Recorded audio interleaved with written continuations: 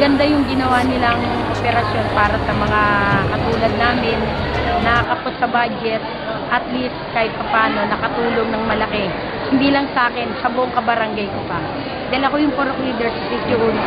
Salamat kami kaya merong okasyon na ganitong libreng gamot. Ganda! Nakatulong sa amin na mahirap.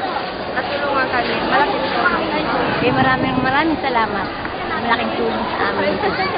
Salamat po marami. Magpapasalamat po ako unang-una po sa barangay namin, kay Kapitan Rani, saka po sa mga sa mga sundalo na tumulong po sa amin. Maraming salamat po sa kanila.